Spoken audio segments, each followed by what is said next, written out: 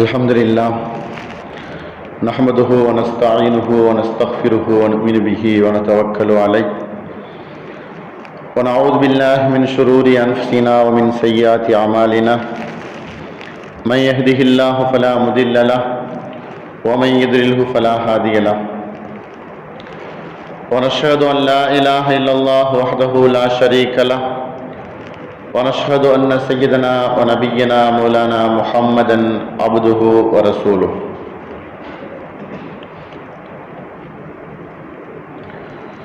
أما بعد فقد قال الله تعالى سبحان الذي أسرى بعبده ليلا من المسجد الحرام إلى المسجد الأقصى الذي باركنا حوله لنريه من آياتنا إنه هو السميع البصير وقال النبي صلى الله عليه وسلم الصلاة معراج المؤمنين أو كما قال عليه الصلاة والسلام.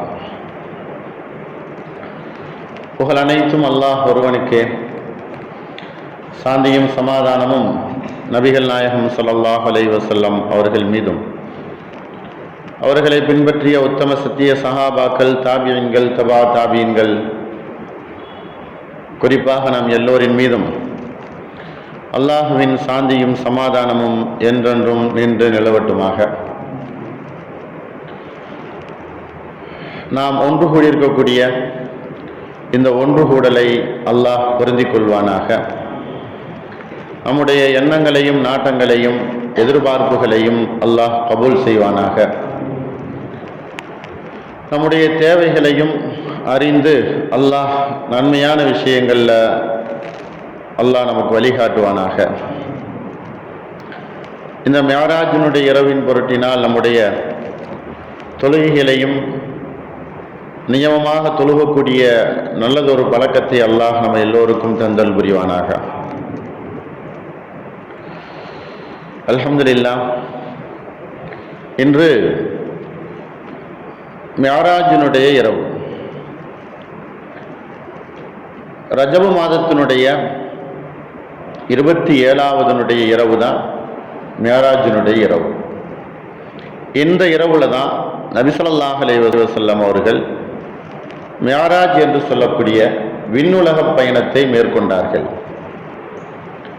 அவர்களாக தானாக நினைத்து அவர்கள் மேற்கொள்ளவில்லை. அல்லாஹ் உன்னுடைய உத்தரவின் பிரகாரம் ஒரு அழைப்பாளரை அனுப்பி அல்லாஹ் அவர்களை அழைத்து வரச் சொல்லி தன்னுடைய இருப்பிடத்தில் அல்லாஹ் நபி அவர்களை சந்தித்தான். இதுதான் இந்த இரவுனுடைய நிகழ்ச்சியாக இருந்து கொண்டிருக்கிறது. ரஜபு பிற 27 தானா? ஆம், 27 தான். எல்லா இமாம்களுடைய ஏகோபித்த முடிவு என்பது ரஜபு மாதத்தினுடைய 27வது பிறை தான். அதுல எந்த ஒரு மாற்று கருத்தும் இல்லை. வாதத்துக்காக வேண்டி, விவாதத்துக்காக வேண்டி அந்த இரவு இல்லை வேறு இரவு அப்படிங்கிற மாதிரி பேசலாம். ஆனால் எல்லா இமாம்களுடைய ஏகோபித்த முடிவு என்பது ரஜபு மாசத்தினுடைய 27வது பிறையில தான். 27 என்பது அந்த இரவை குறிக்கக்கூடிய ஒரு கணக்கு தான். பகல் 27, அது இரவிலேயே ஆரம்பமாகிறது, முந்திய இரவிலேயே. அப்படி என்று சொன்னால் இன்றைக்கு ரஜபு மாசத்தினுடைய பகல் வேலை என்பது 26, மகரிபு துவங்கும் பொழுது 27ஆக அது மாறிவிடுகிறது. மகரிபு நேரத்தில் நான் ரமலானுடைய பிறையை பார்ப்போம், ஷவ்வாலுடைய பிறையை பார்ப்போம். மகரிபு நேரத்தில் தான் அது துவங்கும். பிறை என்பது மகரிபுக்கு பின்னால், அதாவது சூரியன் மறைந்ததற்கு பின்னால் பிறை தெரிதல் என்பது. அப்ப நம்முடைய கணக்கின் பிரகாரம் மறுநாள் அந்த டேட், அந்த தேதி என்று சொன்னால் அது மகரிபிலிருந்தே ஆரம்பமாகி விடுகிறது. நம்ம பார்க்கிறோம் அல்லவா, பிறை பார்த்தவுடன் அந்த இரவு நோன்பு வைப்போம். பிறை பார்த்த அந்த மகரிபிலேயே நாம் தராவீஹ் தொழுவோம்.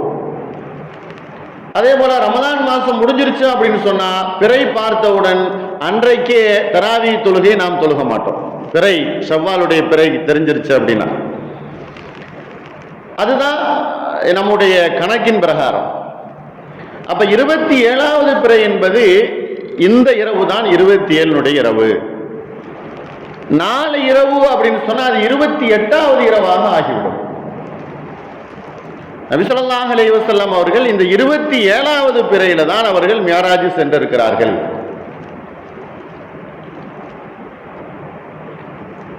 மியராஜினுடைய நோக்கம் என்ன? மியராஜை அல்லாஹ் நபி ஸல்லல்லாஹு அலைஹி வஸல்லம் அவர்களுக்கு ஏன் கடமையாக ஆக்கினான்? அவர்களுக்கு நபி ஸல்லல்லாஹு அலைஹி வஸல்லம் அவர்களுக்கு எந்த வயதில் மியராஜ் இரவு அவர்கள் சென்றார்கள்? வருடாதோறும் மியராஜினுடைய நிகழ்ச்சியை நம்ம கேட்கிறோம், கேள்விப்படுறோம். ஆனால் நபி அவர்களுடைய எந்த வயது மியராஜினுடைய வயதாக இருந்துச்சு? சுமார் அவர்களுடைய வயது எழுதுகிறார்கள், சுமார் அவர்களுடைய வயது 52வது வயசு. நபிப்பட்டம் 40, 12 வருடங்கள் கழித்து தொழுகை கடமையாக ஆக்கப்படுகிறது. 40 வயசுல அவர்களுக்கு நபிப்பட்டம் கிடைக்கிறது. 52வது வயசுல அவர்களுக்கு மியராஜினுடைய நிகழ்வு நிகழ்கிறது. 53வது வயசுல ஹிஜ்ரத் செய்யறாங்க. 63ல மதினாவில் அவர்கள் வஃபாத் ஆகிறார்கள். இதுதான் நபி அவர்களுடைய வாழ்க்கை. 40ல நபிப்பட்டம், 52ல மியராஜ் இரவு, 53ல ஹிஜ்ரி மதினாவுக்கு ஹிஜ்ரத்து, 63ல சுமார் 63வது வயசுல அவர்களுக்கு வஃபாத். அப்ப குறுகிய காலங்கள், மிக மிக மிக குறுகிய காலங்கள். எவ்வளவு காலங்கள் உலகத்தில் வாழ்ந்து மரணித்தாலும் காரியங்கள் என்பது குறுகிய காலத்தில் நபி ஸல்லல்லாஹு அலைஹி வஸல்லம் அவர்களுக்கு மட்டும்தான் அல்லாஹ் கொடுத்தான். 950 வருடங்கள் நூஹ் அலைஹிஸ்ஸலாம் அவர்கள், 950 வருடங்கள், 1000 வருஷத்துக்கு வெறும் 50 வருஷம் கம்மி. இது போன்ற நிகழ்வுகள் இல்லை. இது போன்ற ஒரு பெரிய அற்புதம் என்பது இல்லை. 950 வருடங்கள் வாழ்ந்த போதும் அவர்கள் அந்த கப்பலிலே ஏற்றிய அந்த ஈமான்தாரிகள் அப்படின்னு பார்க்கும்போது 80 பேர் தான். அதுவும் 80ங்கிறது ஜீவராசிகள் எல்லாம் சேர்த்து, ஆடு மாடு அவர்கள் வைத்திருந்தது எல்லாம் சேர்த்து 80 ஜீவராசிகள் என்பதாக சொல்லப்படும். 950 வருடங்கள் இந்த பூமியில நூஹ் அலைஹிஸ்ஸலாம் அவர்கள் உழைப்பு செய்தார்கள். ஆனால் அவர்களுடைய உழைப்பை, அவர்களுடைய ஈமானை ஏற்றுக்கொண்டவர்கள் சொற்பனவர்கள். ஆனால் நபி ஸல்லல்லாஹு அலைஹி வஸல்லம் அவர்கள் குறைந்த காலத்தில் உலகத்தில் வாழ்ந்தார்கள். ஆயிரக்கணக்கான லட்சக்கணக்கான மனிதர்களை ஈமான்தாரிகளாக மாற்றினார்கள். நபி ஸல்லல்லாஹு அலைஹி வஸல்லம் அவர்களுடைய மியராஜ் பயணம் என்பது வருடாதோறும் நம்ம கேட்டுக்கொண்டிருக்கக்கூடிய ஒரு நிகழ்வு தான். திரும்ப திரும்ப அதவே நாம் சொல்லிக்கிட்டே இருந்தோம் அப்படின்னு சொன்னா அது மறுபடியும் ஞாபகப்படுத்துவதாகத்தே இருக்குமே தவிர அதனுடைய என்ன நமக்கு கிடைத்த பிரயோஜனம் என்பது இல்லாமல் போயிடும்.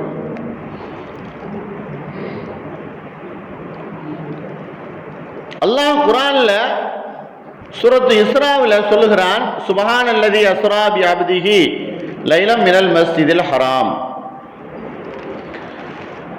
அல்லாஹ் பரிசுத்தமானவன். அவன் எப்படிப்பட்டவன் என்று சொன்னால், தன்னுடைய அடியாரை இஸ்ரா என்கிற மிகப்பெரிய ஒரு விண்ணுலக பயணத்தை அல்லாஹ் மேற்கொள்ள வைத்தான். இப்ப கூட சமீபத்தில் விண்வெளி வீரர்கள் இஸ்ரா அப்படிங்கிற ஒரு பேர்ல ஒரு பெரிய ராக்கெட்டை கண்டுபிடித்து அனுப்பினார்கள். அது எவ்வளவு தூரம் சென்றது, எவ்வளவு பயணம் செய்தது என்பதெல்லாம் விலாவாரியாக நாம் படிக்கிறோம், தெரிந்து கொள்கிறோம். இது இன்றைக்கு நேற்றல்ல, பல 100 வருடங்களாக இந்த ராக்கெட் விண்வெளியிலே அனுப்புவதற்குரிய நிறைய முயற்சிகள் நடந்து கொண்டுதான் இருக்குது. ஆனால் மனிதர்களுடைய அறிவுக்கு தக்கவாறு அதுல இம்ப்ரூவ்மெண்ட் ஆகிக்கொண்டே போறாங்க. முதலாக அனுப்பும் போது ஒரு 7 நபர்களை வைத்து அனுப்புனாங்க. அது திரும்ப வரும்போது அனைவருமே கருகி போய்விட்டார்கள். அப்புறம் அதற்கு பின்னால் இன்னொரு பயணம். இப்படியாக அனுப்பி அனுப்பி இன்றைக்கு ஓரளவுக்கு அந்த விண்ணுலக பயணத்தினுடைய அந்த ராக்கெட்ல ஓரளவுக்கு மனிதனுடைய அறிவை வைத்து அவர்கள் என்ன அங்க நடக்கிறது, என்ன காட்சி என்பதை எல்லாம் ஓரளவுக்கு கிரகிக்கு மக்களுக்கு சொல்லுகிறார்கள்.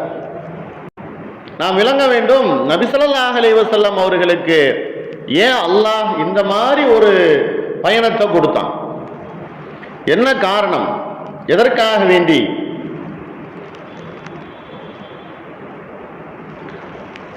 நபி ஸல்லல்லாஹு அலைஹி வஸல்லம் அவர்களுடைய பெரிய தந்தை அபூ தாலிப் அவர்கள் வஃபாத் ஆகிறாங்க அந்த வருஷம்.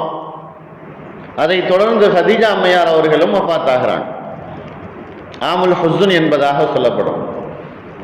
ரெண்டு பேருமே வஃபாத் ஆகிறாங்க. ரெண்டு பேரும் நபி ஸல்லல்லாஹு அலைஹி வஸல்லம் அவங்களுக்கு மிகப்பெரிய உறுதுணையாக இருந்தவர்கள். காஃபிர்கள், எதிரிகள் நபி ஸல்லல்லாஹு அலைஹி வஸல்லம் அவர்களை எப்படியாவது அவர்களை முறியடித்தரணும், அவரை இல்லாமல் ஆக்கணும் அப்படின்னு நினைக்கும் போது தடையாக இருந்தவர்கள் இந்த ரெண்டு பேர் தான். அபூ தாலிப் அவர்கள் வஃபாத் ஆகிறார்கள். காஃபிர்களுக்கும் முஷ்ரிக்குகளுக்கும் சந்தோஷம் ஏற்படுகிறது. இனி நபியினுடைய போதனைகளை பூரா நம்ம தகர்த்தரலாம், தடுத்தரலாம் அப்படின்னு நினைக்கிறாங்க. அதற்கு தடையாக இருந்தவர்கள் அபூ தாலிப் அவர்கள் தான். ஏன்னு சொன்னா அந்த மக்கத்து குறைஷில ஒரு பெரிய அந்தஸ்தை பெற்றவர்கள் அபூ தாலிப். அவர்களை மீறி ஒன்றும் செய்துவிட முடியாது. அப்படிப்பட்ட ஒரு மனிதர் வஃபாத் ஆனது என்பது நபி ஸல்லல்லாஹு அலைஹி வஸல்லம் அவர்களுக்கு பெருத்த கவலையாக இருந்துச்சு, மிகப்பெரிய கவலையாக இருந்துச்சு. அதே நேரத்தில் சிறிது காலத்தில் ஹதீஜா அம்மையார் அவர்களும் வஃபாத் ஆகிறாங்க.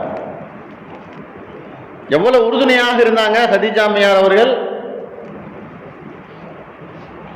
தன்னுடைய பொருளாலும் தன்னுடைய செல்வத்தாலும் நபி அவர்களுக்கு மிக மிக உறுதுணையாக இருந்தவர்கள் ஹதீஜா அம்மையார் அவர்கள். அவர்களும் வஃபாத் ஆகிறாங்க.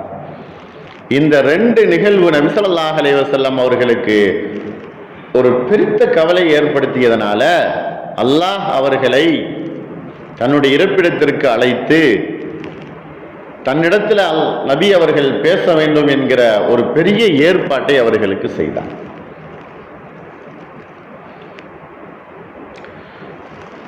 ஒரு விஷயம்.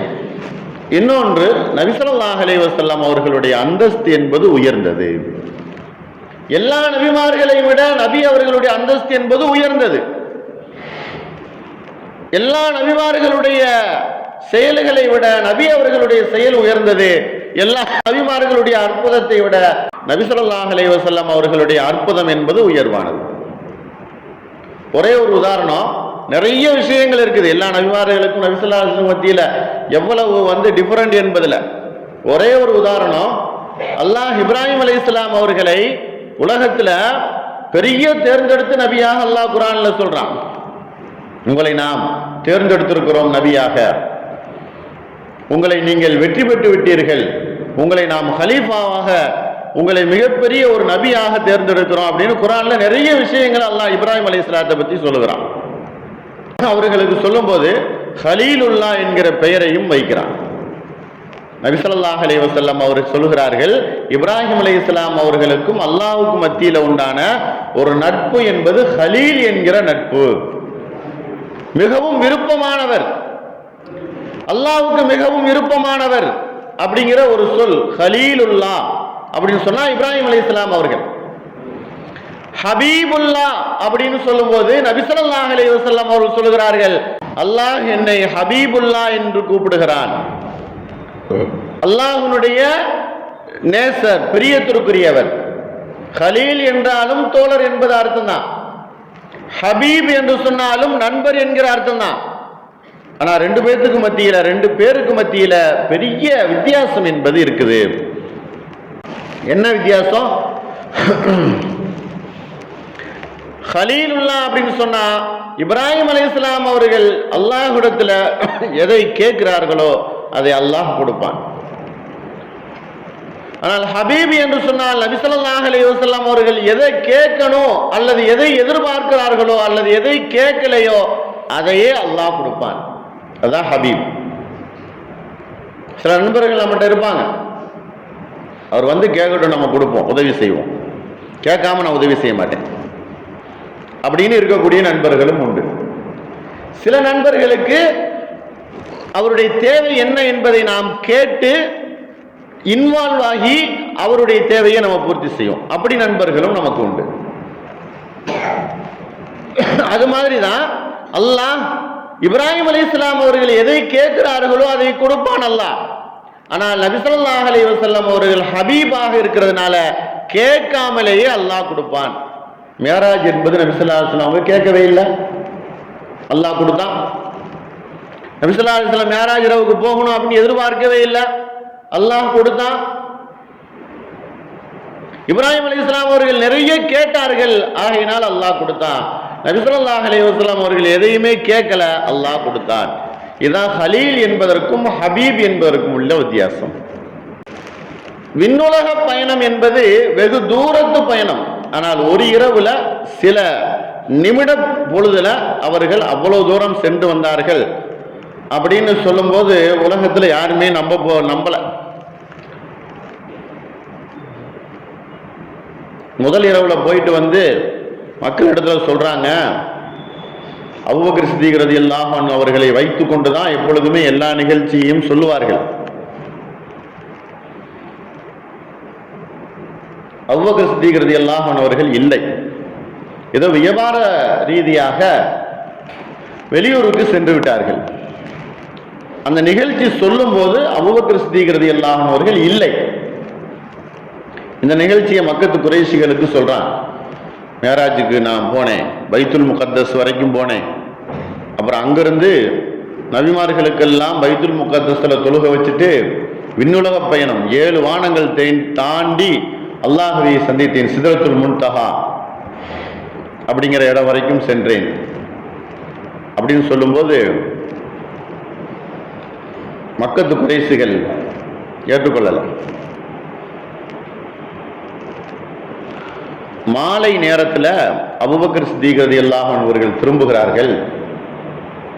இப்படி உங்களுடைய தோழர் அவர் பாட்டு உளறி கொண்டிருக்கிறார், ஏதோ ஒன்று சொல்லி கொண்டிருக்கிறார், நம்ம பைத்துல் முகத்தஸுக்கு அந்த ஜெருசலத்துக்கு போகணும் அப்படின்னு சொன்னா எத்தனை மைல் தூரம், எத்தனை நாட்கள் நம்ம பயணம் செய்ய வேண்டியிருக்கும், ஆனா இவர் ஒரு இரவுல போயிட்டு வந்துட்டார் அப்படின்னு ஏளனமாக அபூபக்கர் சித்தீக் ரலியல்லாஹு அன்ஹு அவர்களிடத்துல அந்த மக்கத்து குறைஷிகள் சொல்லும்போது அபூபக்கர் சித்தீக் ரலியல்லாஹு அன்ஹு அவர்கள் இதை கேள்விப்பட்டு நபி ஸல்லல்லாஹு அலைஹி வஸல்லம் அவர்கள் அப்படி சொன்னார்களா?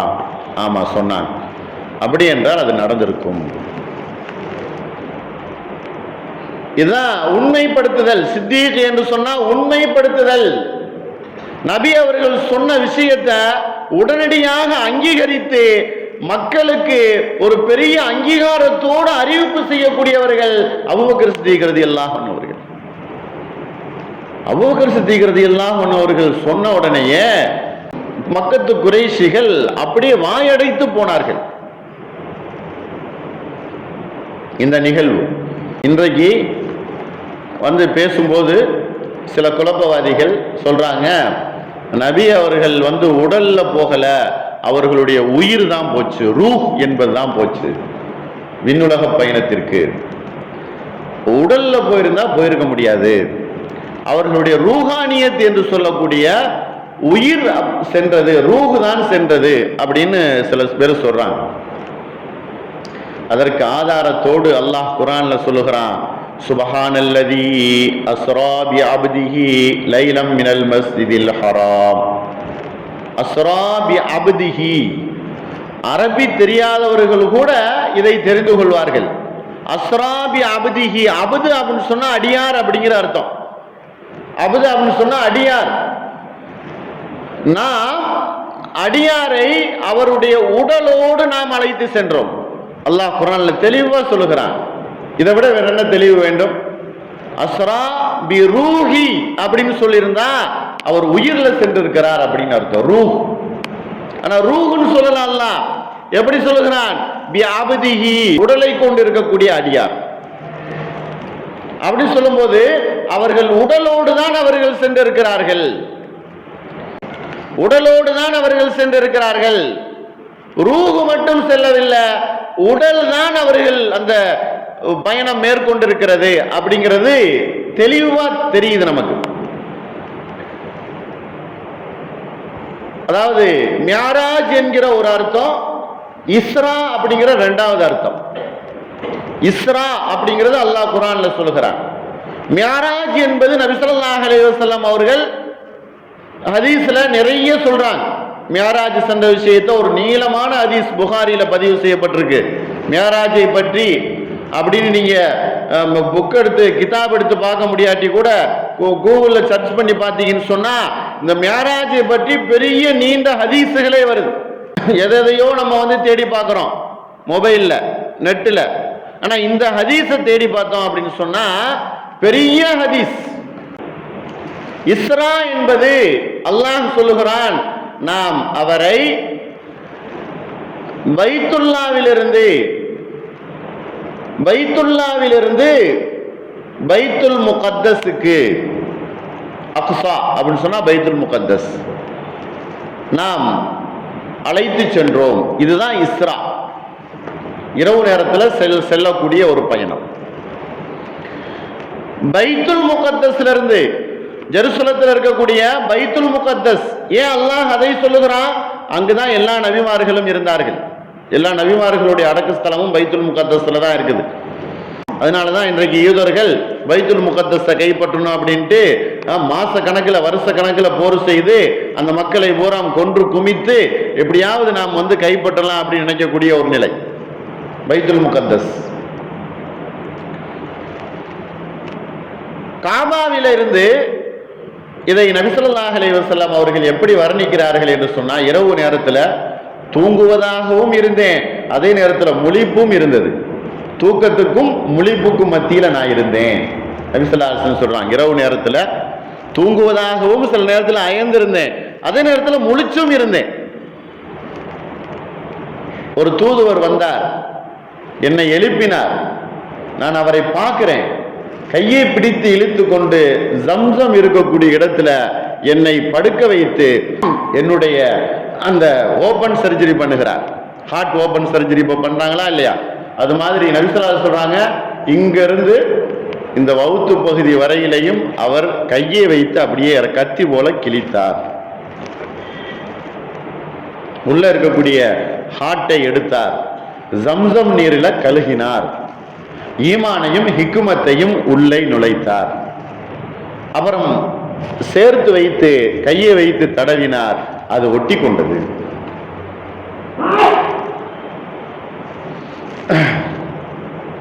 இன்னைக்கு பார்க்குறோம், ஹார்ட் ஆபரேஷன் பண்ணா அப்படின்னு சொன்னாங்கன்னா அது ஓபன் சர்ஜரி பண்ணி நிறைய நபர்கள் ஹார்ட்டை எடுத்து 2 மணி நேரம் வெளியில் டியூப், பிளட்டு போகிறதுக்கு ஒரு டியூப்பு, பிளட் அவுட் ஆகிறதுக்கு ஒரு டியூப் வச்சு வெளியில் 2 மணி நேரம் ஃபங்க்ஷன் ஆகி நல்லா அது ஃபங்க்ஷன் ஆச்சு அப்படின்னு சொன்னால் அதை தூக்கி மறுபடியும் உள்ளே வச்சு தச்சு. நபி ஸல்லல்லாஹு அலைஹி வஸல்லம் அவர்களுக்கு சிறு வயதிலையும் ஒரு தடவை அந்த மாதிரி நடந்திருக்குது. இந்த மியாராஜ் போகும்போதும் அந்த மாதிரி அல்லாஹ் அந்த மாதிரி கிழித்து அவர்களுக்கு ஜம்சம் நீரில் கழுகி அதில் ஈமான் என்பதையும் ஹிக்குமத் என்பதையும் உள்ள ஆழமாக பதிய செய்து இன்னைக்கு விஞ்ஞானிகள் கண்டுபிடிக்கிறாங்க, ஏன் இந்த மாதிரி ஓப்பன் செய்யப்பட்டது அப்படின்னு சொன்னால், அதாவது மேலே பறக்கக்கூடிய சமயத்தில் காற்று மண்டலம் இருக்கும், அதை தாண்டி காற்றே இல்லாத மண்டலம் இருக்கும். காற்று மண்டலம், அதுக்கு மேலே காற்று இல்லாத மண்டலம். சில நேரத்தில் ஃப்ளைட்டில் போகும்போது பார்த்தா காற்று இல்லாத மண்டலத்தில் போகும்போது அப்படி தட தட தடன்னு ஆடும். உடனே அந்த பைலட் என்ன செய்வார், கொஞ்சம் இறக்கிடுவார் காற்று உள்ள இடத்துக்கு. இப்படி நம்ம பார்க்க முடியுது. அந்த மண்டலத்தில் போகும்போது ஒன்றும் தெரியாது. 2003 ஒரு ராக்கெட்டில் விடும்போது போகும்போது போயிடுச்சு, மனிதர்கள் இருந்தார்கள். வரும்போது அந்த காற்று இல்லாத மண்டலத்தை தாண்டி காற்றுள்ள மண்டலத்துக்கு வரும்போது அங்கதான் அவர்களுக்கு தீப்பற்றியது. அந்த ஸ்பீடில் தாங்க முடியல. அதை தாங்கிக் கொள்வதற்காக வேண்டிதான் அல்லாஹ் இந்த மாதிரி நபி ஸல்லல்லாஹு அலைஹி வஸல்லம் அவர்களுடைய ஹார்ட்டை ஓபன் சர்ஜரி பண்ணி இந்த மாதிரி செய்தான். அவ்வளவு தூரத்தை செல்லணும், போகணும், அதை அந்த உடல் தாங்கணும். அந்த ஹார்ட் தாங்கணும், அந்த இதயம் தாங்கணும் அப்படிங்கிறதுக்காக வேண்டி அல்லாஹ் செய்தான். இது இஸ்ரா என்பது புராக் என்கிற வாகனத்திலே அல்லாஹ் அந்த பைத்துல்லாவிலிருந்து பைத்துல் முகத்தஸ் வரைக்கும் அல்லாஹ் கூப்பிட்டு சென்றான். இதுக்கு இஸ்ரா என்பதாக சொல்லப்படும். புராக் என்கிற வாகனம். நபி ஸல்லல்லாஹு அலைஹி வஸல்லம் சொல்றாங்க, அந்த வாகனம் எப்படி இருந்துச்சு அப்படின்னா, கோவேரி கழுதையை விட சற்று உயரமாகவும், குதிரை கழுதையை விட சற்று கூடுதலாகவும், கோவேரி கழுதையை விட சற்று குறைவாகவும் நடுநிலையாக இருந்துச்சு. அந்த வாகனத்தை தான் ஆயிரக்கணக்கான மைல்கள் ஒரு மணி நேரத்தில் செல்லும். புராக் அப்படின்னு சொன்னா மின்னல் அப்படிங்கிற அர்த்தம். மின்னல் வேகத்தில் செல்லக்கூடியது. மின்னலுடைய வேகம் எவ்வளவுன்னு சொன்னா ஆயிரக்கணக்கான மைல். அவ்வளவு வேகத்தில் அந்த புராக் என்கிற வாகனம் சென்றது. இன்னும் சொல்லுகிறார்கள், நபி ஸல்லல்லாஹு அலைஹி வஸல்லம் அவர்கள் ஒழு செய்தது, தண்ணீர் ஓடிக்கொண்டிருந்தது. கதவுல தாழ்பாடு போடப்பட்டு அந்த பூட்டு ஆடிக்கொண்டிருந்தது, தண்ணீர் ஓடிக்கொண்டிருந்தது, ஒழு செஞ்ச தண்ணீர், அந்த பூட்டும் ஆடிக்கொண்டிருந்தது. இவர்கள் போயிட்டு வந்துட்டார்கள். இது எவ்வளவு நிமிடம்? ஒழு செய்த தண்ணீர் காயவில்லை, ஓடிக்கொண்டுதான் இருந்தது. அதாவது கதவுல பூட்டு என்பது ஆடிக்கொண்டிருந்தது. அந்த நேரத்தில் அவர்கள் போயிட்டு வந்து விட்டாங்க. அது அப்படியே இருக்குது. அவ்வளவு நேரத்தில் போய் வந்தார்கள்.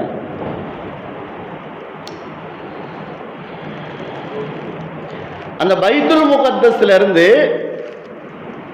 7 வானத்துக்கு, முதல் வானத்திற்கு செல்லும் போது அவர்களுக்கு மியாராஜ் என்று சொல்லக்கூடிய ஏணி, உருஜ் அப்படின்னு சொன்னா உயரமாக ஏறி செல்லுதல். இஸ்ரா என்பது புராக் வாகனம். பைத்துல் முகத்தஸ் வரைக்கும் நிறைய வரலாறு, பெரிய வரலாறு. இதெல்லாம் 3 நாட்கள் சொல்லக்கூடிய ஒரு வரலாறு. அந்த பைத்துல் முகத்தஸினுடைய காவலாளி அதிகாலையில் அந்த மன்னர் தன்னை தண்டனை கொடுத்துருவார் அப்படின்ட்டு அந்த கதையை சொல்ல மறந்து விட்டார், சொல்லாமல் இருந்து விட்டார்.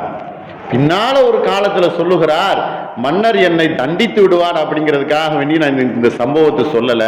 என்ன சம்பவம் அப்படின்னு சொன்னா, நான் இரவு நேரத்தில் கதவை பூட்ட போனேன், ஆனா பூட்ட முடியல. பைத்துல் முகத்தஸினுடைய கதவை பூட்ட முடியல, நான் அப்படியே விட்டு வந்து விட்டேன். அந்த நாள்ல தான் இந்த மியாராஜ் என்கிற நபிமார்கள் பூரா பைத்துல் முகத்தஸுக்கு வந்திருந்தாங்க. நபி ஸல்லல்லாஹு அலைஹி வஸல்லம் அவர்கள் தொழுகை நடத்தினார்கள் பைத்துல் முகத்தஸ்ல.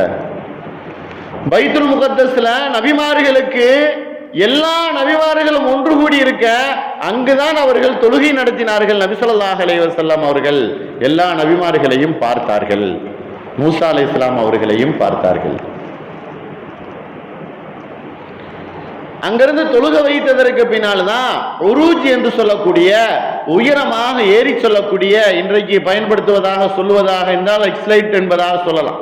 அதாவது நின்று கொண்டு அப்படியே செல்லக்கூடிய, மேலே செல்லக்கூடியது உருஜ், மேலே செல்லக்கூடியது. 7 வானம் வரைக்கும் அவர்கள் சென்றார்கள். ஒவ்வொரு வானத்திலேயும் அவர்கள் ஒவ்வொரு நபிமார்களை பார்க்கிறார்கள். முதல் வானத்திலே ஆதம் அலைஹிஸ்ஸலாம் அவங்கள பார்க்குறாங்க. இப்னு சாலிஹ், நபியு சாலிஹ், மர்ஹபம் பி அப்படின்னு கூப்பிடுறாங்க. நபியே, சாலிஹான ஒரு நபியே, என்னுடைய மகனே அப்படின்னு வரவேற்கிறாங்க இப்ராஹிம் அலைஹிஸ்ஸலாம் அவர்கள். 2வது வானத்தில் யஹ்யா அலைஹிஸ்ஸலாம் அவர்களும் ஈசா அலைஹிஸ்ஸலாம் அவர்களும் வரவேற்கிறார். 3வது வானத்தில் யூசுப் அலைஹிஸ்ஸலாம் அவர்கள் வரவேற்கிறார்கள். 4வது வானத்தில் இத்ரீஸ் அலைஹிஸ்ஸலாம் அவர்கள் வரவேற்கிறார்கள். 5வது வானத்தில் ஹாரூன் அலைஹிஸ்ஸலாம் அவர்கள் வரவேற்கிறார்கள். 6வது வானத்தில் மூசா அலைஹிஸ்ஸலாம், 7வது வானத்தில் இப்ராஹிம் அலைஹிஸ்ஸலாம் அவர்கள். இதுல ஆதம் அலைஹிஸ்ஸலாம் அவர்களை பார்க்கும் பொழுது நபி அவர்களுக்கு தெரியல. வரவேற்கிறாங்க.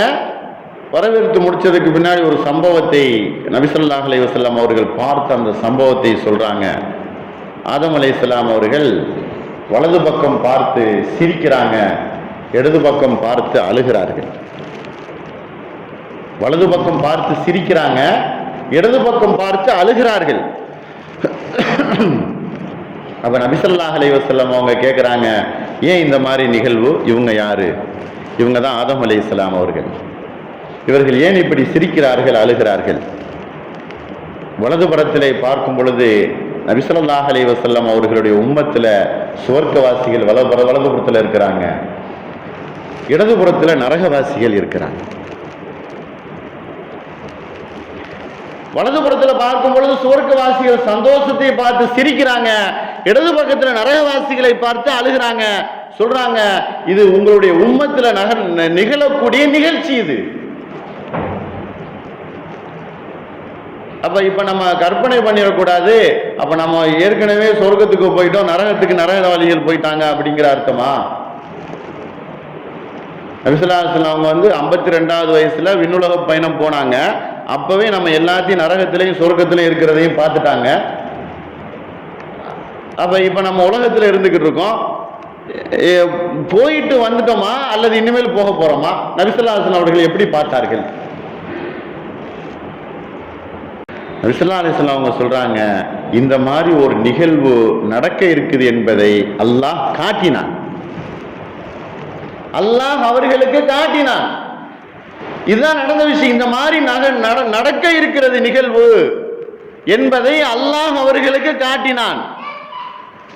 மறுமையில நபி ஸல்லல்லாஹு அலைஹி வஸல்லம் அவர்கள் எப்படி எல்லாம் நடக்கும் என்பதை மிஅராஜில எல்லா நிகழ்வையும் அல்லாஹ் காட்டி முடித்து விட்டான். ஒவ்வொரு வானத்திலையும் எல்லா நபிமார்களையும் பார்த்ததற்கு பின்னால அப்ப நபி ஸல்லல்லாஹு அலைஹி வஸல்லம் அவங்க சென்ற வாகனம் என்பது 3 வாகனம் என்பதாக சொல்லப்படும் மிஅராஜில். ஒன்று அந்த புராக் என்கிற வாகனம், எதுவரையிலையும் பைத்துல் முகத்தஸ் வரையில, பைத்துல் முகத்தஸிலிருந்து ஏனி என்று சொல்லக்கூடிய அந்த உருஜ் வானங்கள் வரையில். அப்புறம் அதற்கு பின்னால் நபி ஸல்லல்லாஹு அலைஹி வஸல்லம் சொல்றாங்க, நபி அவர்கள் மட்டும் உட்கார்ந்து கொண்டார்கள் சிதறத்துல் முன்தஹா அப்படிங்கிற இடத்துல. நபி அவர்கள் மட்டும் ஒரு விரிப்புல உட்கார்ந்து கொண்டார்கள். அந்த விரிப்பு அவர்களை அல்லாஹ் இருக்கக்கூடிய அந்த குர்சி என்று சொல்லக்கூடிய அரிஷ் வரையிலையும் கொண்டு போய் சென்றது. இதை எப்படி விவரிக்கும் போது சொல்றாங்க, சுலைமான் அலைஹிஸ்ஸலாம் அவர்கள் 500 மைல்கள் ஒவ்வொரு நாளும் பிரயாணம் செய்வாங்களாம் பறந்து கொண்டே. எதுல அப்படின்னு சொன்னா முசல்லாவில் உட்கார்ந்துக்கிடுவாங்க. உலகத்திலேயே நடந்தது, சுலைமான் அலைஹிஸ்ஸலாம் அவர்கள் பயணம் செய்தது. அந்த முசல்லா தான் அவர்களை அப்படியே இழுத்து கொண்டு செல்லும். அல்லாஹ் அவர்களுக்கு அங்க அல்லாஹ்வை பார்க்கக்கூடிய அந்த சமயத்துல ஒரு விரிப்பை அவர்களுக்கு விரிக்கப்பட்டது. அதுல நபி ஸல்லல்லாஹு அலைஹி வஸல்லம் அவர்கள் அமர்ந்தார்கள். ஜிப்ரீல் அலைஹிஸ்ஸலாம் அவர்கள் அதற்கு மேல வர முடியாது என்பதாக சொல்லிட்டாங்க. உங்களுக்கு மட்டும்தான் அனுமதி என்பதாக சொன்னவோடு அவர்கள் அந்த அந்த விரிப்பிலே அவர்கள் பயணம் செய்தார்கள். அப்ப நபி ஸல்லல்லாஹு அலைஹி வஸல்லம் அவர்கள் மிஅராஜ் இரவுல 3 வாகனத்துல பயணம் செய்திருக்கிறார்கள். சரி, எதற்காக வேண்டி அல்லாஹ் 3 விஷயத்தை நபி அவர்களுக்கு கொடுப்பதற்காக வேண்டி இந்த விண்ணுலக பயணம் என்பது? ஒன்று, நாம் தொழுகையில் ஓதுறோம் அல்லவா, அத்தஹியாத்து லில்லாஹி வஸ்ஸலவாத்து வத்தய்யிபாத்து வஸ்ஸலாமு அலைக்க அய்யுஹன் நபிய்யு வரஹ்மத்துல்லாஹி வபரகாத்துஹு அஸ்ஸலாமு அலைனா வ அலா இபாதில்லாஹி ஸாலிஹீன். இந்த அத்தஹியாத் என்பது அங்கு நடந்த ஒரு அல்லாஹுக்கும் நபி ஸல்லல்லாஹு அலைஹி வஸல்லம் அவர்களுக்கும் உண்டான ஒரு உரையாடல். அத்தஹியாத் அப்படின்னு சொன்னா என்ன அர்த்தம்? காணிக்கை அல்லது முகமன் சொல்லுதல். இந்த மாதிரி அத்தஹியாத் அப்படிங்கிறதுக்கு அர்த்தம் நம்ம வைக்கிறோம். ஆனால் அத்தஹியாத் அப்படிங்கிற அர்த்தம் என்ன அப்படின்னு சொன்னா, அத்தஹியாத் என்பது நாம் நாவால் சொல்லக்கூடிய இபாதத்துகள்,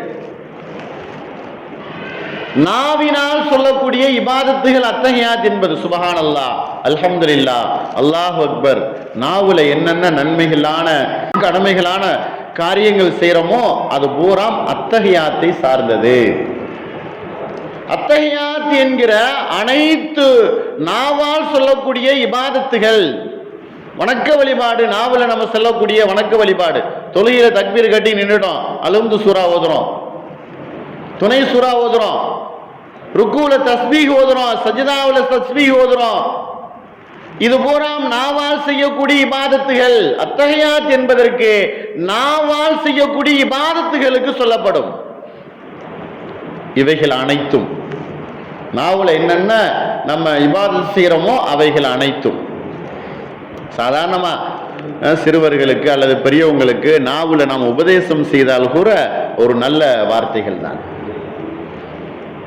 இதை லில்லாஹி, அல்லாஹுக்காக வேண்டி ஆக்குதல். அத்தஹியாத்து லில்லாஹி. நாவுல என்னென்ன இபாதத்துகள் எல்லாம் நம்ம சொல்லுகிறோமோ அவைகள் அனைத்துமே அல்லாஹ்வுக்கு சொந்தமானது. ஸலவாத்து, ஸலவாத் என்பது அதாவது நம்ம அர்த்தம் வைக்கிறோம், அது ஒரு சாந்தி, அது ஒரு கருணை அப்படிங்கிற அர்த்தம்லாம் வைக்கிறோம். ஆனால் அதற்கு உள்ரங்கமான ஹக்கீக்கத்தான அர்த்தம் என்ன அப்படின்னு சொன்னா, நம்முடைய செயல்பாடுகளால் செயல்களால் வெளியாகக்கூடிய இபாதத். நம்ம என்னென்ன உடல் உறுப்புகளை கொண்டு செயல்படுத்துகிறோம் அந்த இபாதத்துக்கு தான் ஸலவாத் என்பதாக சொல்லுவது. அப்ப நாவால் சொல்லக்கூடிய இபாதத்து அத்தஹியாத்து. ஸலவாத் என்பது உடல் உறுப்புகளால் செய்யக்கூடிய ஸலவாத் என்பது வத்தய்யிபாத்து, பொருள்களை கொண்டு இபாதத் செய்வது. அப்ப நாவுல சொற்களை கொண்டும் வார்த்தைகளை கொண்டும் இபாதத்து, உடலால் செயற்படக்கூடிய உடல் உறுப்புகளை கொண்டு செயல்பாடுகளுடைய இபாதத்து, நம்முடைய பொருள்களை கொண்டு செய்யக்கூடிய இபாதத். இந்த மூன்றும் அல்லாஹ்வுக்கு சொந்தமானது. அல்லாஹ் சொல்லுகிறான், அஸ்ஸலாமு அலைக்க அய்யுஹன் நபியு, நபியே உங்கள் மீது கருணை உண்டாகட்டும், சாந்தி உண்டாகட்டும். இதுதான் அல்லாஹ் நபியின் மீது நேரடியாக பார்த்து சொல்லக்கூடிய சொல். எந்த நபிமாருக்கும் கிடைக்கல இந்த மாதிரி சொல்லுதல். எந்த நபிமார்களுக்கும் இந்த மாதிரி ஒரு நிகழ்வு என்பது இல்லை. தன்னுடைய இருப்பிடத்துக்கு அழைத்து அல்லாஹ்விடத்துல நேரடியாக பேசி இந்த மாதிரி நம்ம தொழுகையில் ஓதக்கூடிய இந்த அத்தஹியாத்தினுடைய விஷயம் என்பது நபி அவர்களுக்கு நேரடியாக சொன்னது. நபி ஸல்லல்லாஹு அலைஹி வஸல்லம் அவங்க சொன்னாங்க, அல்லாஹுவே என் மீது மட்டும் ஸலவாத் இல்ல, என்னுடைய நல்லடியார்கள் மீதும் உண்டாகணும். அஸ்ஸலாமு அலைனா வ அலா இபாதில்லாஹி ஸாலிஹீன். அத்தஹியாத்தில் ஓதுறோமா இல்லையா? அல்லாஹுவே என் மீது. அப்ப அல்லாஹ் சொல்றான் நபியின் மீது ஸலவாத்து, நபி சொல்றாங்க அல்லாஹ்விடத்துல என்னுடைய அடியார்கள் மீது என்பதாக. மலக்குகள் எல்லாம் சேர்ந்து சொல்கிறார்கள், அஷ்ஹது அல்லா இலாஹ இல்லல்லாஹ் வ அஷ்ஹது அன்ன முஹம்மதன் அப்துஹு வ ரசூல். மலக்குகள் எல்லாம் சொல்கிறார்கள். இதுதான் அங்க நடந்த விஷயம். இது ஒரு விஷயத்தை அல்லாஹ் சொல்லுகிறான். இன்னொரு விஷயத்தை அல்லாஹ் அங்கு காட்டியது, நபி ஸல்லல்லாஹு அலைஹி வஸல்லம் அவங்க சொல்றாங்க, சூரா பக்ராவுடைய கடைசி 2 ஆயத்து. சூரா பக்ராவுடைய கடைசி 2 ஆயத்து. ஆமன ரசூல் பிமா உன்ஸில இலைஹி மிர் ரப்பிஹி வல் முஃமினூன் குல்லுன் ஆமன பில்லாஹி வ மலாயிகத்திஹி வ குதுபிஹி வ ருசுலிஹி லா நுஃபர்ரிகு பைன அஹதின் மிர் ருசுலிஹி வ காலூ சமிஅனா வ அதானா குஃப்ரானக ரப்பனா வ இலைக்கல் மஸீர் லா யுகல்லிஃபுல்லாஹு நஃப்ஸன் இல்லா உஸ்ஆஹா லஹா மா கஸபத் வ அலைஹா மக்தஸபத். அப்படின்னு இந்த 2 ஆயத்துக்களும் அங்கு சொல்லப்பட்டது. சூரத்து பக்ராவுடைய கடைசி 2 ஆயத்துக்கள். இது எவ்வளவு பரக்கத் பொருந்தியது, இதை சொல்லிக்கொண்டே போகலாம். இந்த ஆயத்தினுடைய சிறப்பு நிறைய சொல்லிக்கொண்டே போகலாம். வீட்டில் ஓதுதல், இதை இரவு நேரத்தில் ஓதுதல், அதிகாலையில் ஓதுதல், வீட்டில் பரக்கத்து ஏற்படுகிறது. நபி ஸல்லல்லாஹு அலைஹி வஸல்லம் சூரத்து பக்ராவை கொண்டு நிறைய ஹதீஸுகள்ல சொல்றாங்க, ஒரு சூரத்துல் பக்ரா ஓதக்கூடிய வீடுகளில் மிகப்பெரிய பரக்கத்தும் ஷைத்தானுடைய ஊசலாட்டங்களும் பரக்கத்து ஏற்படும். ஷைத்தானுடைய ஊசலாட்டங்கள் அங்கிருந்து போய்விடும். ஒரு சஹாபி ஓதிக்கொண்டே இருந்தார், வானத்திலிருந்து ஒரு ஒளி அவருடைய வீட்டிலே வந்தது என்பதாக ஹதீஸுகள் சூரத்து பக்ரா. அதனாலதான் ஓத தெரிந்தவர்கள் வீட்டில் அதிகாலையில் சூரத்து பக்ராவை ஆரம்பத்தில் ஒரு பகலினுடைய ஆரம்பத்தில் ஃபஜருக்கு முன்னதாகவோ ஃபஜர் தொழுதுட்டோ சூரத்து பக்ரா வீட்டில் ஓதணும். பிள்ளைகளுக்கு ஓத தெரிஞ்சு அப்படின்னு சொன்னால் ஓத சொல்லணும். சூரத்து பக்ரா வீட்டில் ஓதுவது அவ்வளவு பெரிய பரக்கத்து, வீடு ஒளிமயமாக இருக்கும். மூன்றாவது ஒரு விஷயத்தை அல்லாஹ் சொன்னான். அத்தஹியாத் என்பது முதல் விஷயம். 2வது விஷயம் இந்த சூரத்து பக்ராவுடைய கடைசி 2 ஆயத்து. 3வது தான் அந்த தொழுகை என்பது. தொழுகையை அல்லாஹ் கொடுத்தான், 50 வக்து தொழுகையை. இன்னொரு ஹதீஸ்ல நம்ம பார்க்கிறோம், அல்லாஹ் 3 கட்டளையை கொடுத்தான். ஒன்று அத்தஹியாத்து, இன்னொன்று சூரத்து பக்ராவுடைய கடைசி 2 ஆயத்து. இன்னொரு 3வது ஒரு விஷயத்துல சொல்லும்போது, உன்னுடைய உம்மத்துகள்ல யாரெல்லாம் பாவம் செய்து அல்லாஹ்வை பாவ மன்னிப்பு கேட்கிறார்கள் அல்லாஹ்விடத்துல, அல்லாஹ் அவருடைய பாவங்களை மன்னிக்கிறான் அப்படிங்கிற ஹதீஸும் வருது. இந்த 3 விஷயங்கள் நபி ஸல்லல்லாஹு அலைஹி வஸல்லம் அவர்களுக்கு கொடுக்கப்பட்டது. மேராஜினுடைய அந்த நிலைமையில அல்லாஹ் அவர்களை நேரடியாக பார்த்து இந்த விஷயங்களை சொன்னது, அவர்களுடைய கண்களிலே பார்த்தது, அல்லாஹுவை பார்த்தது என்கிற விஷயத்துல வலகத் ரஆஹு நஸ்ரத்தன் உஹ்ரா இந்த சித்ரத்தில் முன்தஹா சூரத்து நஜ்முல் அல்லாஹ் இந்த ஆயத்துல சொல்லுவான், நேரடியாக அல்லாஹுவை பார்த்தது சித்ரத்துல் முன்தஹா என்கிற இடத்திலே. மேராஜினுடைய இரவுல அங்க நடந்த சம்பவங்களை எல்லாம் நபி ஸல்லல்லாஹு அலைஹி வஸல்லம் அவர்கள் ஒன்றொன்றாக சொல்லி காட்டுகிறார்கள். இது அல்லாஹ் அவர்களுக்கு காட்டியது.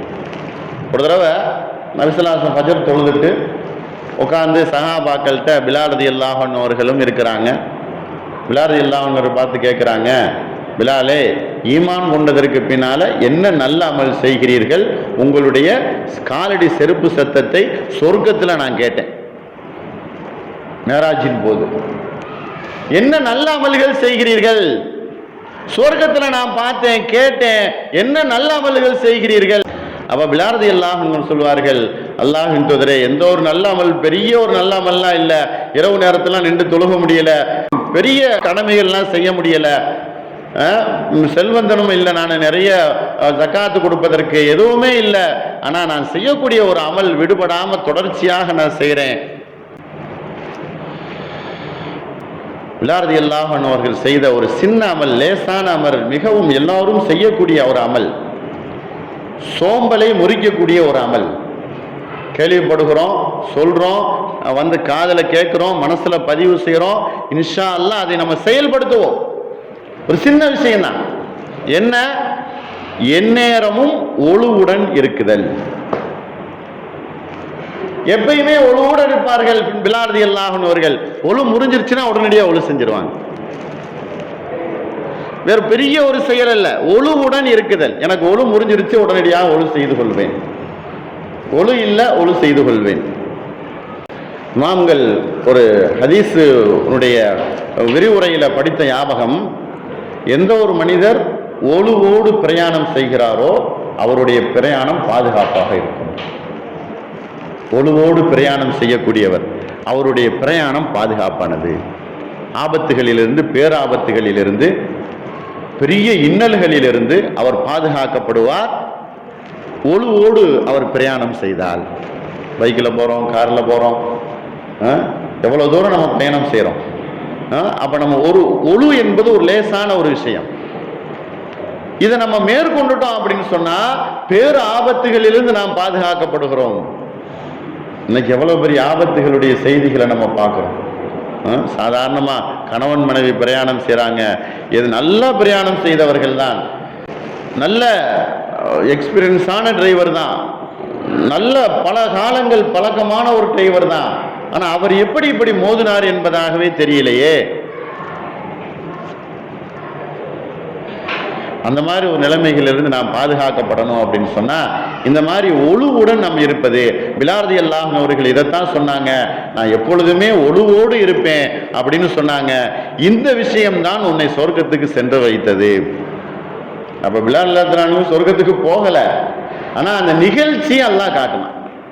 இந்த மாதிரி பிலால் ரலியல்லாஹு அன்ஹு அவர்கள் இந்த மாதிரி ஒரு செயலில் இருக்கிறாங்க, அவர்கள் சொர்க்கவாசி என்பதை அல்லாஹ் மிஅராஜ் இரவுல நபி ஸல்லல்லாஹு அலைஹி வஸல்லம் அவர்களுக்கு காட்டினான். நபி அவர்களுடைய உயர்ந்த அந்தஸ்து எல்லா நபிமார்களையும் விட.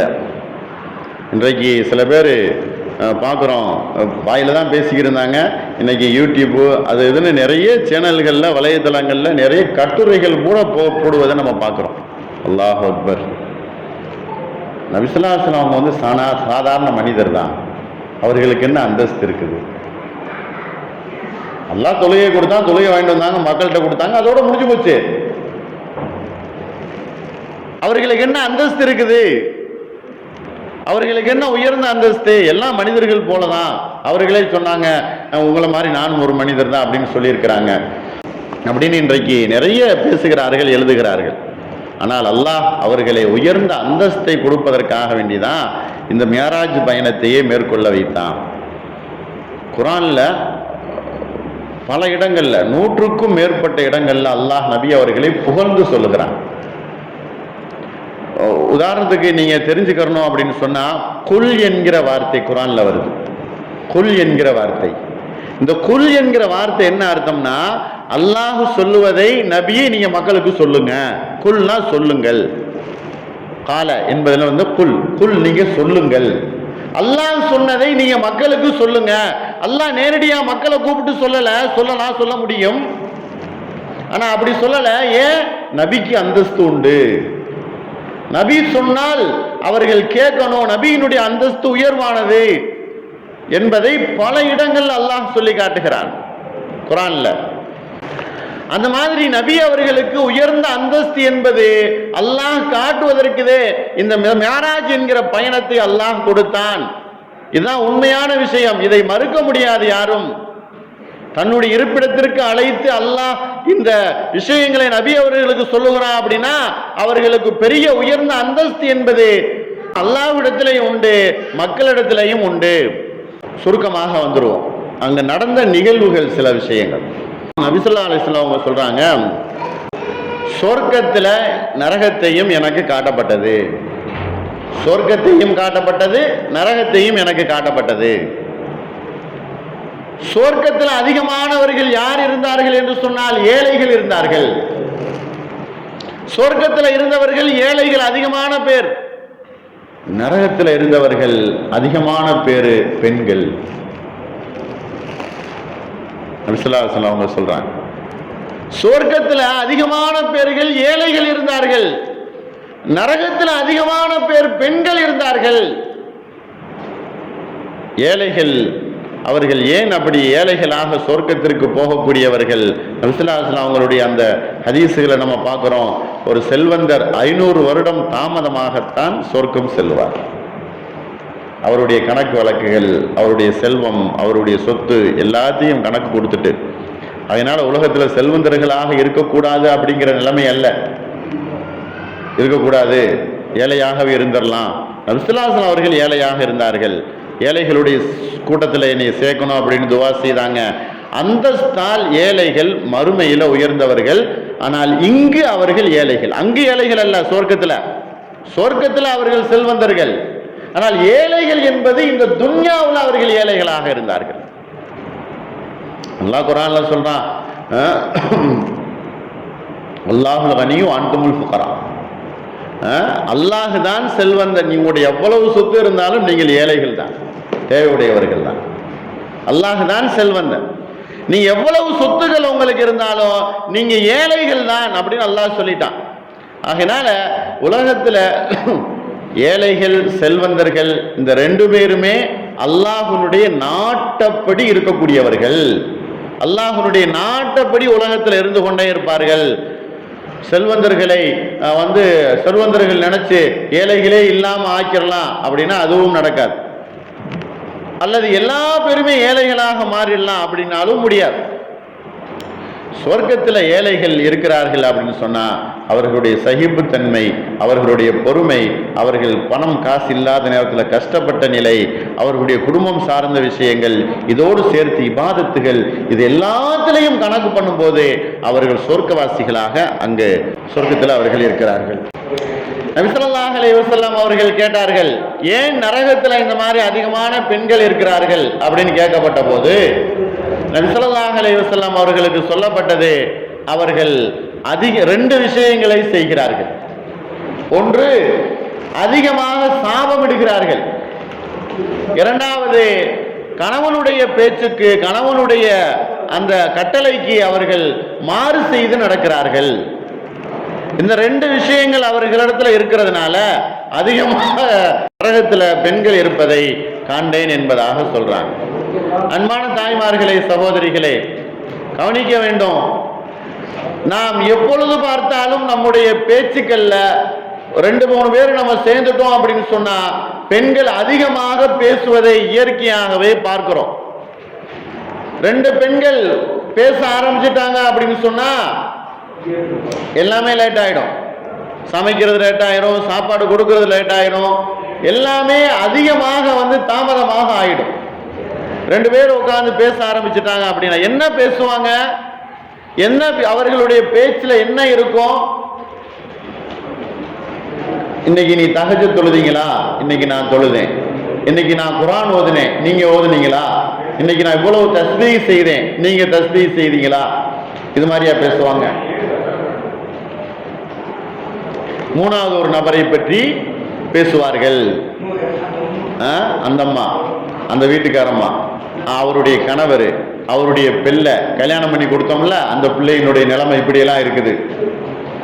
இந்த மாதிரி அடுத்தவர்களை பற்றியே பேசி தீபத்தி என்று சொல்லக்கூடிய மிகப்பெரிய ஒரு பேச்சுக்கு ஆளாக்கி விடுகிறார்கள் அந்த பெண்மணிகள். அடுத்தவர்களை பற்றியே பேசுவார்கள். இதை நபி ஸல்லல்லாஹு அலைஹி வஸல்லம் அவர்கள் கண்டித்திருக்கிறாங்க.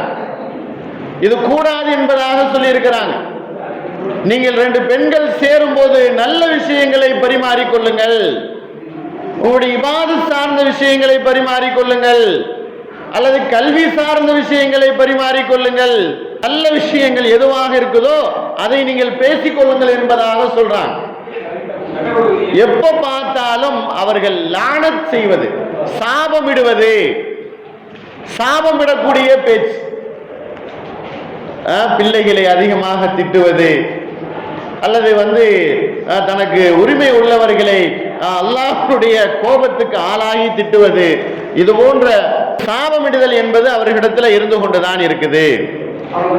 சாபமிடுதல் என்பது இல்லை. சாபமிடுதல் என்பது அல்லாஹுவே, அல்லாஹ்வுடைய லானத்து மட்டும் என்பது சொல்லுவது உலகத்தில் யாரையுமே சொல்லக்கூடாது. சாபமிடுதல் என்பது கூடவே கூடாது. நபி ஸல்லல்லாஹு அலைஹி வஸல்லம் அவர்கள் சாபமிட்டதாக எதுலையுமே நம்ம பார்க்க முடியாது. யாரையும் திட்டக்கூடாது. மனிதர்களை திட்டுவதை விட இன்றைக்கு இருக்கக்கூடிய வீட்டில் இருக்கக்கூடிய தாய்மார்கள் பொருள்களையும் திட்டுறாங்க. பானா போன கரண்டு இப்படி போய் நம்ம வேலையெல்லாம் கெடுத்து போடுச்சே அப்படின்னு கரண்டை திட்டுவது. மிக்சி ஓடலைன்னு சொன்னா முன்னாடி அம்மியை திட்டிக்கிட்டு இருந்தோம், இப்ப மிக்சி ஓடவே மாட்டேங்குதுன்னு, பாலா போன மிக்சி ஓட மாட்டேங்குது அப்படின்னு சொல்லுவது. இப்படி ஒவ்வொரு பொருளையும் திட்டிக் கொண்டே இருக்குதல் என்பது பெண்களுடைய நிலைமையாக இருக்குது. ஆனால் ஆண்கள் இடத்துல அப்படி இல்லை. ரெண்டு ஆண்கள் பேசினாங்க அப்படின்னு சொன்னா அது கொஞ்ச நேரம் பேசுவாங்க, அப்புறம் போயிடுவாங்க. ஆனா பெண்களிடத்துல இது நிறைய விஷயங்கள் இருந்து கொண்டிருப்பதை நபி ஸல்லல்லாஹு அலைஹி வஸல்லம் அவர்கள் கண்டிக்கிறார்கள். குழந்தைகளை திட்டுவதை கூட நாம் அவர்கள் எச்சரிக்கை செய்ய வேண்டுமே தவிர அதிகப்படியாக திட்டக்கூடாது.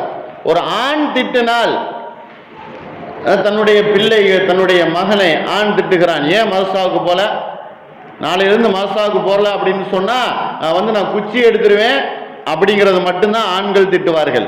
ஆனால் பெண்கள் திட்டினார்கள் சொன்னா அல்லாஹ் அக்பர், அவர்களுடைய வம்சத்தையே எடுத்து திட்ட ஆரம்பிச்சிருவான். இப்படித்தான் அவர் இருந்தார், இப்படித்தான் இவர் இருந்தார் என்பதாக வரிசையாக திட்ட ஆரம்பித்து விடுவார்கள். கணவனுக்கு கட்டுப்பட்டு நடக்குது. நபி ஸல்லல்லாஹு அலைஹி வஸல்லம் அவங்க சொன்னாங்களே, உலகத்துல அல்லாஹுக்கு அடுத்து சஜிதா செய்யணும் அப்படிங்கிற ஒரு நிலை இருந்தது அப்படின்னு சொன்னா, உலகத்துல அல்லாஹுக்கு அடுத்து சஜிதா செய்தல் என்கிறது ஒரு சட்டம் இருந்தால் யாருக்காவது ஒருத்தவருக்கு சஜிதா செஞ்சு கொள்ளலாம், அல்லாஹுக்கு அடுத்து ஒருவருக்கு சஜிதா செய்து கொள்ளலாம் என்று இருந்தால் நான் ஏவி இருப்பேன் மனைவிமார்களை கணவன்மார்களுக்கு சஜிதா செய்யும்படி. அவ்வளவு அந்தஸ்து கணவன்மார்களுக்கு நம்ம கொடுக்கணும். நம்ம எப்படி கொடுத்து கொண்டு இருக்கிறோம்? எப்பொழுதும் உட்கார்ந்து பேசினாலும் எதிர்வாதம் பேசக்கூடியவர்களாகவே இருக்கிறோம். எதிர்த்து பேசக்கூடிய பேச்சாகவே இருக்குது, சந்தேக பேச்சாகவே இருக்குது. அவர்களுடைய பேச்சுக்கு மரியாதை கொடுக்காமல் இருக்கிறோம். நபி ஸல்லல்லாஹு அலைஹி வஸல்லம் அவர்கள் சொன்னார்கள், நல்ல பெண்மணி, அழகான பத்தினித்தனமான ஒரு நல்ல பெண்மணி அப்படின்னு சொன்னா கணவனுடைய கட்டளைக்கு கட்டுப்படுவாள், அவர்கள் விட்டு சென்ற பொருளை பாதுகாப்பாள், குழந்தைகளை பராமரிப்பாள், நன்மையான காரியங்களையே அவர் செய்து கொண்டிருப்பாள், தன்னுடைய கணவன் வரும் வரை முழுவதுமாக பாதுகாப்பாள். இதான் நபி ஸல்லல்லாஹு அலைஹி வஸல்லம் அவர்கள் சொன்னார்கள். 2 விஷயங்கள் அவர்கள் செய்கிறார்கள். அதிகமாக அவர்கள் சாபமிடுகிறார்கள். கணவனுக்கு அவர்கள் மாற்றமாக செயல்படுத்துகிறார்கள். பெரிய தவறுகள் அவர்கள் செய்யாட்டியும் கூட கணவனுடைய பேச்சுக்களுக்கு மதிப்பு கொடுக்காமல் இருந்து கொண்டிருக்கிறார்கள். ஆமா, அவர் அப்படி எப்ப பார்த்தாலும் அவர் அப்படித்தான் சொல்லிக்கிட்டே இருப்பார், நீ வேலையை பாரு அப்படின்னு சொல்லுவது, ஒரு மாதிரியாக கணவனை நடத்துவது, இந்த மாதிரி பெண்களுடைய இயற்கை சுபாவத்தில் இருந்து கொண்டிருக்கு.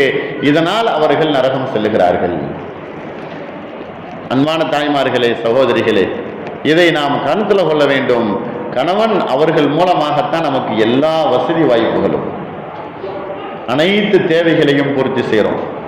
எவ்வளவு சிரமப்பட்டு அவர்களுடைய தியாகங்களை மேற்கொண்டு கண் முன்னாலேயே பார்த்து கொண்டு சந்தோஷமான குழந்தைகளை கண் முன்னாலேயே பார்த்து கொண்டு தன்னுடைய வாழ்க்கையை அப்படியே சந்தோஷமாக நகர்த்தணும் அப்படின்னு நினைக்கக்கூடிய இந்த தந்தை விட்டு பிரிந்து அந்த குழந்தைகள் நல்லா இருக்கணும், நம்ம கஷ்டப்படுவோம் அப்படின்னு நினைக்கக்கூடிய எத்தனை தந்தைமார்கள்.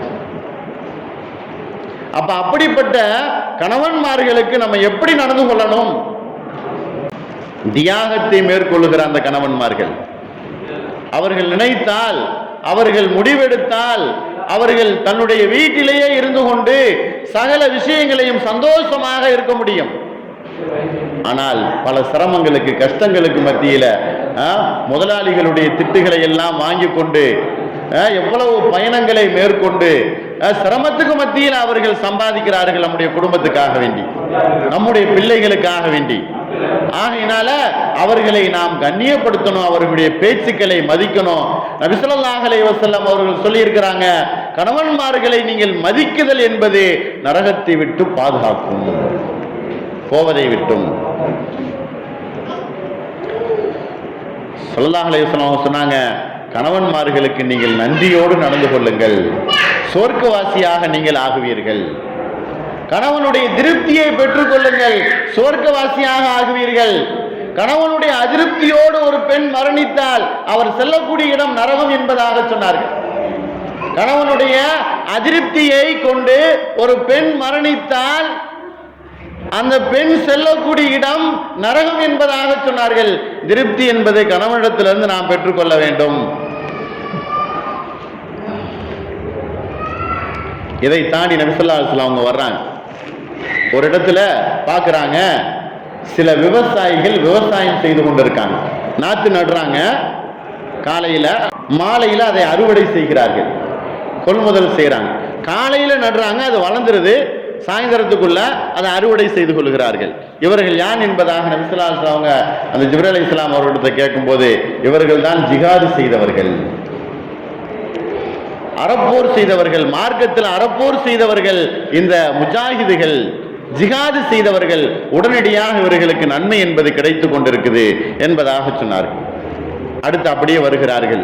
நரகத்தில் சில பேர்களுடைய உதடுகளும் நாவுகளும் நெருப்பு கத்திரிக்கோள்களால் வெட்டப்பட்டு கொண்டிருக்குது. இவர்கள் யார் என்று கேட்கும் பொழுது இவர்கள் சொல்லுவார்கள், தங்களுடைய வாழ்க்கையில செயல்படுத்த மாட்டார்கள். நன்மை ஏவுவார்கள், தன்னை மறந்துடுவார்கள். நன்மையான விஷயங்களை அடுத்தவங்களுக்கு செய்யும்படி சொல்லுவாங்க, ஆனா அவர்கள் தான் செய்ய மாட்டார்கள். அப்படிப்பட்ட அவர்களுடைய நாவுகள், அவர்களுடைய உதடுகள், 2 விதமான ஹதீசுகள் வருது. நாவுகளுக்கு வெட்டப்படுகிறது என்கிற ஹதீஸ் வருது. உதடுகள் பெரும் பெரும் உதடுகளாக இருக்கும், அது வெட்டப்படும். கீழ் உதடு வெட்டப்பட்டு முடிக்கும் பொழுது அது கீழே விழுந்துடும். மேல் உதடு வெட்டப்படும் போது கீழ் உதடு அது அதே போல பருமனாக பெருத்து விடும். இப்படியாக அவர்களுடைய வேதனைகள் நடந்து கொண்டிருக்கும். நாவுல அவர்கள் பேசினார்கள், ஆனால் அவர்கள் செயல்படுத்தவில்லை. இவர்கள் சொல்லுவார்கள், ஆனால் செய்ய மாட்டார்கள். அதே போல இன்னொரு ஹதீஸ்ல வருது, நபி ஸல்லல்லாஹு அலைஹி வஸல்லம் அவங்க சொன்னாங்க, சில பேர்களுடைய நாவு கத்திரிக்கோள்களால் வெட்டப்பட்டு கொண்டிருந்துச்சு. இவர்கள் யார் என்று சொன்னால், உலகத்துல பித்னாக்கள், குழப்பங்கள் செய்து கொண்டிருந்தவர்கள். நரகத்துல பார்க்கறாங்க, சில பேர்களுடைய வயிறு பெரிதாக இருக்குது, அந்த வயிற்றுக்குள் கண்ணாடி போன்று தெரிகிறது, அந்த வயிற்றுக்குள் பெரிய வயிறாக இருக்கிறது. ஒரு பெரிய அளவுக்குள்ள வயிறு இருக்குது, அது கண்ணாடி போல தெரிகிறது, அதுக்குள் பாம்புகள் இருந்து கொண்டிருக்கு. அந்த பாம்புகள் அவர்களை கடித்து கொண்டே இருக்குது. அந்த வயிறை அவர்கள் தூக்கி கொண்டு நடக்கிறாங்க, நடக்க முடியல, கீழே விழுந்து விடுகிறார்கள். மறுபடியும் தள்ளாடி எந்திரிச்சு நடக்கிறாங்க. அப்பொழுதும் அவர்கள் நடக்க முடியல, கீழே விழுந்து விழுந்து எழுந்திரிச்சு அவர்கள் நடந்து கொண்டிருக்கிறார்கள் என்று கேட்கும் பொழுது, இவர்கள் யார்? இவர்கள் தான் வட்டி வாங்கி சாப்பிட்டுக் கொண்டிருந்தார்கள். வட்டியை வாங்கி சாப்பிட்டுக் கொண்டிருந்தவர்கள் வட்டியின் மூலமாக தன்னுடைய வயிறை நிரப்பினாங்க. இப்ப அல்லாஹ் நரகத்துல அவர்களுடைய வயிறுகளை பாம்புகளை கொண்டு நிரப்பி அவர்களுக்கு தண்டனை கொடுத்து கொண்டிருக்கிறார். வட்டி வாங்கி உலகத்துல ஜெயித்தவர்கள், வெற்றி பெற்றவர்கள் யாருமே இல்லை. வட்டி வாங்கணும் அப்படின்னு சொன்னா நான் முஸ்லீமா மாறிடணும். சேட்டான் தான் வட்டி கொடுத்து நிறைய பெரிய பணக்காரனா செல்வந்தர்களா ஆகிக்கிட்டு இருக்கோம். முஸ்லீமாக இருந்து அந்த மாதிரி செய்தல் என்பது இல்லை, வெற்றி பெற்றவர்கள் என்பது இல்லை.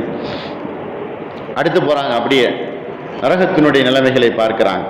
ஒரு மனிதருடைய தலையில பெரிய பாறாங்கல் போடப்படுகிறது.